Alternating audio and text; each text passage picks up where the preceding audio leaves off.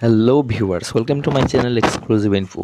Dear viewers, আজকে আপনাদের জন্য দারুণ একটা বাম্পার ভ্যাকেন্সি নিয়ে এসেছি, যেখানে আপনারা যারা যারা ত্রিপুরা থেকে ভিডিওটা দেখছেন, অবশ্যই আপনাদের যে পরীক্ষার সেন্টার সেটা কিন্তু আগরতলাতেই হবে, এবং যারা যারা ওয়েস্ট বেঙ্গল থেকে দেখছেন তাদের জন্য বলে রাখি, আপনার যে যে এক্সাম সেন্টার সেটা কিন্তু আপনাদের ওয়েস্ট বেঙ্গলে হবে। অর্থাৎ আপনার যারা যারা যেখান থেকে এই ভিডিওটা দেখছেন প্রত্যেকের নিজস্ব রাজ্যে কিন্তু আপনাদের পরীক্ষাটা হবে। তো আজকের যে ভ্যাকেন্সিটা, এখানে কিন্তু মাধ্যমিক পাস থেকে শুরু করে সবার জন্য কিন্তু এখানে ভ্যাকেন্সি রয়েছে, এবং পোস্টের সংখ্যাও কিন্তু অনেকগুলো, এবং এটা সম্পূর্ণ কিন্তু গভর্নমেন্ট জব এবং রেগুলার পোস্টে নিয়োগ। তো এখানে যে পোস্টগুলি রয়েছে প্রত্যেকটাতে কিন্তু আপনারা আবেদন করতে পারবেন, এবং এটার আবেদনের যে ডেট সমস্ত কিছু আলোচনা করব, এবং এটার ইম্পর্টেন্ট যে কোয়ালিফিকেশান, এজ লিমিট, এবং এটার ফিস, তারপর কি স্টেপে আপনাদের নিয়োগ করা হবে, সমস্ত কিছু কিন্তু এটাতে আলোচনা করব। তো সবাইকে রিকোয়েস্ট করব ভিডিওটা প্রথম থেকে শেষ পর্যন্ত দেখবেন, এবং যারাই ফর্ম ফিল আপ করবেন অবশ্যই আমাকে SMS করবেন, আমি কিন্তু ফর্ম ফিল আপটা করে দিতে পারবো। তাহলে চলুন শুরু করা যাক আজকের ভিডিওটা।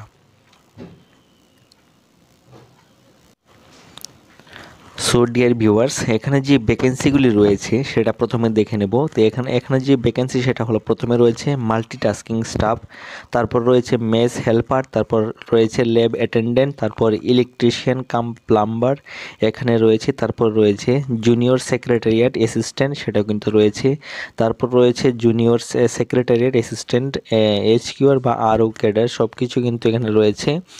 তারপর রয়েছে catering supervisor, computer operator, stenographer. তো এটি খুবই গুরুত্বপূর্ণ পোস্টগুলি রয়েছে এখানে। তারপর রয়েছে লিগ্যাল অ্যাসিস্ট্যান্ট, তারপর রয়েছে অডিট অ্যাসিস্ট্যান্ট, তারপর female staff nurse, assistant section officer. So বিভিন্ন পোস্ট কিন্তু এখানে রয়েছে। তো প্রত্যেকটাতে কিন্তু আপনারা আবেদন করতে পারবেন, এবং এটাতে যে এজ লিমিট বা এডুকেশন কোয়ালিফিকেশান, তাহলে সেগুলো একটু দেখে নিচ্ছি। তো দেখুন, প্রথমে যেটা আলোচনা করেছিলাম যে ফিমেল স্টাফ নার্স, এটার কোয়ালিফিকেশানটা, এজ লিমিট সমস্ত কিছু দেখে নিচ্ছি।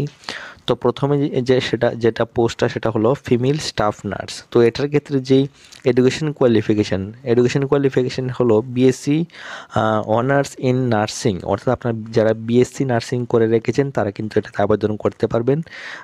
আর বাকি এটার যে ডিজারেবল, এটা কিন্তু মানে এসেনশিয়াল না, ডিজারেবল যদি আপনার থাকে তাহলে কিন্তু ভালো, না থাকলে কোনো সমস্যা নেই। Working knowledge of Hindi language and English, আপনার অবশ্যই হিন্দি অথবা ইংলিশের যদি জ্ঞান থাকে তাহলে আপনি এটাতে কিন্তু প্রাধান্য পাবেন। পরবর্তী যে ভ্যাকেন্সি সেখানে রয়েছে সেটা হলো অ্যাসিস্ট্যান্ট সেকশন অফিসার। এখানে যে এডুকেশন কোয়ালিফিকেশান হলো ব্যাচেলার ডিগ্রি, অর্থাৎ আপনি যে শুধুমাত্র গ্র্যাজুয়েশন কমপ্লিট করে থাকেন, এবং সঙ্গে আপনি যদি 3 বছরের এক্সপিরিয়েন্স থাকে, যেটা financial matter in central government বা অটোনোমাস অর্গানাইজেশনে, তাহলে কিন্তু এটাতে আবেদন করতে পারবেন। আবার বলে রাখি, এখানে কিন্তু মাধ্যমিক পাস থেকে শুরু করে সবার জন্য ভ্যাকেন্সি আছে। সো সবাইকে রিকোয়েস্ট করব ভিডিওটা শেষ পর্যন্ত দেখবেন। পরবর্তী যে পোস্ট সেটা হলো অডিট অ্যাসিস্ট্যান্ট। তো এর অডিট অ্যাসিস্ট্যান্টের যে যারা আবেদন করবেন, এটার যে এজ লিমিটটা দেখে দিচ্ছি, এটা হলো 18 থেকে 30 বছর। আর বাকি এটার যে কোয়ালিফিকেশান সেটা হলো BCom, অর্থাৎ আপনি যদি কমার্সের স্টুডেন্ট হয়ে থাকেন তাহলে কিন্তু এটাতে আবেদন করতে পারবেন। বাকি এটা হলো ডিজারেবল যে কোয়ালিফিকেশান, অর্থাৎ এটা কিন্তু এসেনশিয়াল নয়, অর্থাৎ আপনি যদি আপনার এক্সপিরিয়েন্স থাকে তাহলে আপনি প্রাধান্য পাবেন জাস্ট, কিন্তু এটা আপনার দরকার নাও হতে, মানে অর্থাৎ আপনার নাও থাকলে কিন্তু চলবে। পরবর্তী যে পোস্ট রয়েছে সেটা হলো জুনিয়র ট্রান্সলেশন অফিসার। এটা হলো জুনিয়র ট্রান্সলেশন অফিসার। এটাতে যে এজ লিমিট রয়েছে সেটা হলো নট এক্সিডিং 32 ইয়ার্স, অর্থাৎ যারা 32 বছর পর্যন্ত আছেন তারা কিন্তু এটাতে আবেদন করতে পারবেন। আর এটার যে কোয়ালিফিকেশান সেটা হলো মাস্টার ডিগ্রি আপনার থাকতে হবে, university in Hindi and English as a compulsory subject. অর্থাৎ আপনি যদি হিন্দি অথবা ইংলিশের মধ্যে যে কোনো একটার মধ্যে মাস্টার ডিগ্রি করে থাকেন তাহলে কিন্তু এটাতে আবেদন করতে পারবেন। তো অবশ্যই সেটা আপনারা দেখে নেবেন। পরবর্তী যে পোস্ট সেটা রয়েছে লিগ্যাল অ্যাসিস্ট্যান্ট। তো এটাতে যে এডুকেশন কোয়ালিফিকেশান সেটা হলো ডিগ্রি ইন ল, আর এটাতে এজ লিমিট হলো 23 থেকে 35 বছর পর্যন্ত কিন্তু এটাতে আবেদন করতে পারবেন। তো অবশ্যই সেটা আপনারা দেখে নেবেন। পরবর্তী যে পোস্ট সেটা হলো কম্পিউটার অপারেটর। তো এটা খুবই একটা দারুণ একটা ভ্যাকেন্সি। সেটা হলো আপনার যদি যারা BSc বা কম্পিউটার বা BCA করে রেখেছেন তারা কিন্তু এটাতে আবেদন করতে পারবেন। অর্থাৎ আপনার যারা কম্পিউটার সায়েন্সের মধ্যে ডিগ্রি করে রেখেছেন তারা এটাতে আবেদন করতে পারবেন, বা যারা ব্যাচেলর অফ ইঞ্জিনিয়ারিং বা বিটেক করে রেখেছেন তারাও কিন্তু এটাতে আবেদন করতে পারবেন। আর এটার যে এজ লিমিট সেটা হলো 18 থেকে 30 বছর পর্যন্ত কিন্তু এটাতে আবেদন আপনারা করতে পারবেন। পরবর্তী যে পোস্ট সেটা হলো ক্যাটারিং সুপারভাইজার। তো ক্যাটারিং সুপারভাইজারের ক্ষেত্রে যে এজ লিমিট সেটা হলো আপ টু 35 ইয়ার্স, অর্থাৎ আপনি 35 বছর পর্যন্ত কিন্তু এটাতে আবেদন করতে পারবেন। এবং এটার যে কোয়ালিফিকেশান সেটা হলো bachelor degree in hotel management, অর্থাৎ আপনি যদি ব্যাচেলার ডিগ্রি থাকে হোটেল ম্যানেজমেন্টে তাহলে কিন্তু এটাতে আবেদন করতে পারবেন। পরবর্তী যে পোস্ট সেটা হলো জুনিয়র সেক্রেটারিয়েট অ্যাসিস্ট্যান্ট। সেটা হলো যে এজ লিমিট সেটা হলো 18 থেকে 27 বছর। আর আরেকটা জিনিস বলে রাখি, প্রত্যেকটাতে কিন্তু যে এজ লিমিটও কিন্তু রয়েছে, অর্থাৎ এসসি এসটি এবং ওবিসি ক্যাটাগরির জন্য যে এজ লিমিট এজ রিল্যাক্সেশন থাকে সেটাও কিন্তু আপনারা এখানে পেয়ে যাবেন। তো অবশ্যই সেটা আপনারা লক্ষ্য রাখবেন। বাকি এটার যে কোয়ালিফিকেশান সেটা হলো সিনিয়র সেকেন্ডারি সার্টিফিকেট, আপনি 12 পাস হতে হবে এবং অবশ্যই আপনার কিন্তু কম্পিউটার সার্টিফিকেট থাকতে হবে, বা আপনি যেখানে আপনার যে টাইপিং স্পিড সেটা কিন্তু আপনার থাকতে হবে 30 ওয়ার্ডস পার মিনিট, অর্থাৎ আপনি যদি 30 ওয়ার্ডস পার মিনিটে টাইপ করতে পারেন তাহলে কিন্তু এটাতে আবেদন করতে পারবেন, সেটা আপনারা লক্ষ্য রাখবেন। তো এটাতে এডুকেশন কোয়ালিফিকেশন হলো 12 পাস, আর সঙ্গে অবশ্যই আপনার টাইপিং স্পিড কিন্তু থাকতে হবে 30 ওয়ার্ড পার মিনিট বা 25 ওয়ার্ড পার মিনিট, তাহলে কিন্তু এটাতে আবেদন করতে পারবেন। পরবর্তী যে পোস্ট সেটা হলো জুনিয়র সেক্রেটারিয়েট অ্যাসিস্ট্যান্ট। তো এটাতে যে এজ লিমিট সেটা হলো 18 থেকে 27 বছর। বাকি এসসি এসটির ক্ষেত্রে তো এজ রিল্যাক্সেশন রয়েছে। বাকি এটার যে এডুকেশন কোয়ালিফিকেশান সেটা হলো সিনিয়র সেকেন্ডারি সার্টিফিকেট, অর্থাৎ আপনি যদি 12 পাস করে থাকেন এবং সঙ্গে আপনার কম্পিউটার সার্টিফিকেট থাকে যেটা হলো minimum speed of 30 word per minute, অর্থাৎ আপনি যদি টাইপ রাইটিংয়ে 25 ওয়ার্ড বা 30 ওয়ার্ড পার মিনিট টাইপ করতে পারেন তাহলে কিন্তু এটাতে আবেদন আপনি করতে পারবেন।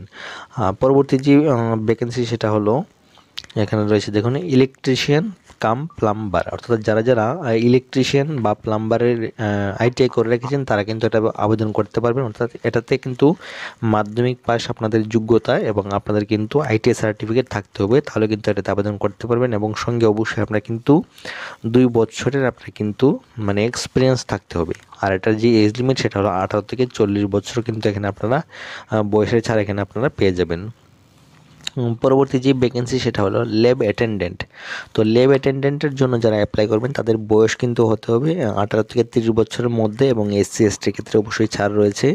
আর যাদের এডুকেশন কোয়ালিফিকেশানটা হলো অনলি 10th পাস, আপনি যদি 10 পাস করে থাকেন তাহলে কিন্তু এটা আবেদন করতে পারবেন, বা ডিপ্লোমা ইন ল্যাবরেটরি টেকনিক, অর্থাৎ আপনি যারা ল্যাবরেটরি টেকনিকের মধ্যে ডিপ্লোমা করে রেখেছেন তারাও কিন্তু এটা আবেদন করতে পারবেন। আর বাকি যারা 12 পাস আছে যারা সায়েন্স স্ট্রিমের মধ্যে তারা কিন্তু এটাতে আবেদন করতে পারবেন, অর্থাৎ আপনি যদি মাধ্যমিক পাস এবং সঙ্গে ডিপ্লোমা করে থাকেন তাহলে আবেদন করতে পারবেন, এবং সঙ্গে যারা 12 পাস করে রেখেছে সায়েন্স ব্যাকগ্রাউন্ডে তারাও কিন্তু এটাতে আবেদন করতে পারবেন। আর এটার যে এজ লিমিট সেটা হলো 18 থেকে 30 বছর, সেটা আপনারা দেখে নেবেন। আর স্যালারিটা হলো 18,000 থেকে 56,900 টাকা কিন্তু আপনাদের কিন্তু পেমেন্ট এক্সট্রা থাকবে। তো অবশ্যই সেটা আপনাদের জন্য দারুণ একটা গুড নিউজ। যারা যারা অবশ্যই সায়েন্স ক্যান্ডিডেটের সায়েন্স ব্যাকগ্রাউন্ডে রয়েছে এবং যারা 10 পাস করে ডিপ্লোমা করে রেখেছে ল্যাব টেকনিকে তারা কিন্তু এটাতে আবেদন করতে পারবেন। পরবর্তী যে পোস্ট সেটা হলো মেস হেল্পার। তো মেস হেল্পারের জন্য পোস্টটা সেটা আপনারা দেখে নিন। এটাতে যে এজ লিমিট সেটা হলো 18 থেকে 30 বছর, স্যালারি হলো 18,000 থেকে 56,900 আপনাদের পে স্কেল থাকবে। বাকি এটার যে এডুকেশন কোয়ালিফিকেশান সেটা হলো মেট্রিকুলেশন পাস, অর্থাৎ মাধ্যমিক পাস, আর অবশ্যই 5 বছরের আপনার কিন্তু এক্সপিরিয়েন্স থাকতে হবে।